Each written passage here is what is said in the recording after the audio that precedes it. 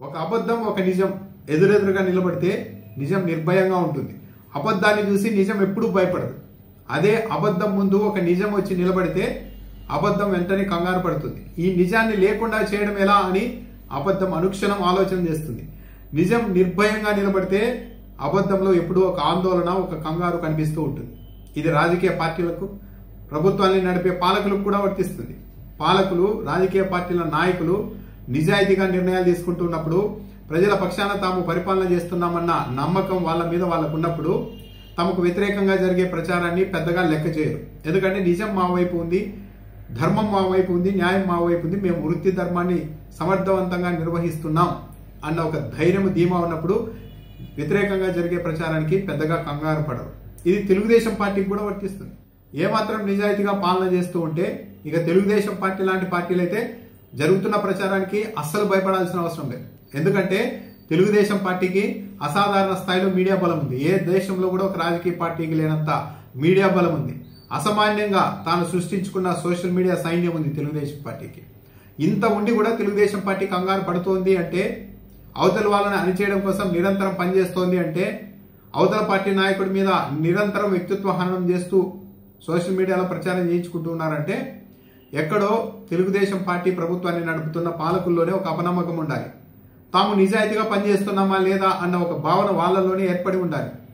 ప్రజలకు అర్థమవుతుందేమో మన నిర్ణయాలు ఎంత చెడు చేస్తున్నాయి అన్నది ప్రజలకు అర్థమవుతుందేమో అన్న కంగారు ఉండాలి. మరి అలా ఉన్నప్పుడే ఇలాంటి నిర్ణయాలు తీసుకుంటారు ఏ పార్టీ నాయకులైనా సరే.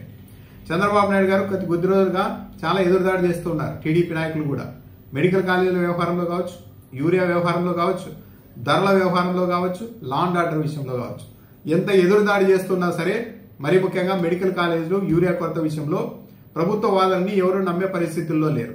ఎందుకంటే కళ్ళ ముందు కనిపిస్తున్నాయి. ప్రైవేటీకరణ వల్ల, పీపీపీ విధానం వల్ల గొప్ప జరుగుతుందని చంద్రబాబు నాయుడు గారు చెబుతున్నారు, ప్రచారం చేసుకుంటున్నారు. కానీ మేధావుల నుంచి సామాన్యుల వరకు చాలా సింపుల్ గా ఈ విషయం అర్థమైపోయింది. దీనివల్ల ప్రజానికానికి నష్టమే. సో ఇంత ప్రచారం చేస్తున్నా సరే మనకి వ్యతిరేకంగా ప్రచారం జరుగుతోంది, మనకు డ్యామేజ్ అవుతున్నాము అని చంద్రబాబు నాయుడు గారిలో, ప్రభుత్వ పెద్దల్లో భయం ఉందేమో కానీ మళ్ళా సోషల్ మీడియా మీద పడ్డారు. ఎప్పుడైతే తెలుగుదేశం పార్టీ పూర్తిగా డిఫెన్స్ లో పడి విపరీతంగా నెగిటివ్ ప్రచారం జరుగుతున్నప్పుడు వైసీపీ నాయకుల్ని, వైసీపీ కార్యకర్తల్ని, లేకుంటే సోషల్ మీడియాలో పోస్టులు పెట్టే వాళ్ళని వరుస పెట్టి అరెస్ట్ చేయడం అనేది జరుగుతోంది. ఇప్పుడు మళ్ళా ఆ ట్రెండ్ మొదలు పెట్టారంటే ప్రస్తుతం తెలుగుదేశం పార్టీ ప్రభుత్వం పూర్తిగా నెగిటివ్ మూడ్ లో ఉంది అని గ్రహించి మళ్ళీ డైవర్ట్ చేయడానికి ఇదంతా చేస్తూ ఉన్నారా? సవీంద్రారెడ్డి అనే వ్యక్తిని అరెస్ట్ చేస్తే హైకోర్టు అప్పటికప్పుడు ఆదేశాలు ఇచ్చింది, వెంటనే రిలీజ్ చేయండి. హైకోర్టు ఆర్డర్ అలా ఇచ్చిందో లేదో మళ్ళా ఇద్దరు వైసీపీకి ఫేవర్ గా ఉంటారు, ప్రభుత్వాన్ని విమర్శిస్తున్నారని పేరున్న ఇద్దరు సోషల్ మీడియా యాక్టివిస్టులను పట్టుకెళ్లారు. తారక్ అనే వ్యక్తి గుంటూరు నుంచి తాడేపల్లి వస్తుంటే మణిపాల్ హాస్పిటల్ దగ్గర బస్సు దిగి తన స్నేహితుడికి నేను వస్తున్నాను, వచ్చి డ్రాప్ చేసుకోండి అంటే ఆ స్నేహితుడు వెళ్లేసరికి ఆ తారక్ అనే అబ్బాయి లేడు. ఎక్కడికి వెళ్లారో తెలియదు, ఫోన్ స్విచ్ ఆఫ్. తల్లిదండ్రులు కంగారుగా గుంటూరు పోలీస్ స్టేషన్కి వెళ్తే సాయంత్రంలో వస్తారులేండి, ఎక్కడ ఉన్నారో అప్పుడు రాకుంటే రాండి, ఇప్పుడైతే మేము ఫిర్యాదు తీసుకోమని చెప్పారు. అంటే సాయంత్రంలో జరగరాంది జరిగితే అంటే పోలీసులు ఏమన్నా కూలింగ్ పీరియడ్ పెడతారా? ఒక వ్యక్తిని ఎవరైనా కిడ్నాప్ చేసి తీసుకెళ్తే వెంటనే చేంజ్ చేయాలి కదా. అంటే పోలీసులే తీసుకెళ్లారు అన్నది దీన్ని బట్టి అర్థమవుతుంది. అనంతపురంలో ఇంకో అబ్బాయి సాయి అనే వ్యక్తిని అరెస్ట్ చేసి రాప్తాడ్ పోలీస్ స్టేషన్కు తరలించారు. ఇలా వరుసగా తెలుగుదేశం పార్టీ ఎందుకు సోషల్ మీడియా మీద పడుతోంది అంటే, అంత మీడియా బలం పెట్టుకొని, అంత సోషల్ మీడియా ప్రత్యేకంగా ప్రైవేట్ సైన్యాన్ని పెట్టుకొని మరి యువతల వాళ్ళు అనార్గనైజ్డ్ గా ఎవరో పెట్టి పోస్టుల మీద కూడా ఈ స్థాయిలో రెస్పాండ్ అవుతున్నారు అంటే తెలుగుదేశం పార్టీ ప్రభుత్వానికి అర్థమై ఉండాలి. ఇప్పటికి మన మీద విపరీతంగా ప్రజా వ్యతిరేకత ఏర్పడుతోంది. దీనికి ఇలాంటి ప్రచారాలు సోషల్ మీడియా కూడా తోడైతే ఇంకా ఎంత దూరం వెళ్తుందో అన్న ఆందోళన అయితే ఉండి ఉండాలి.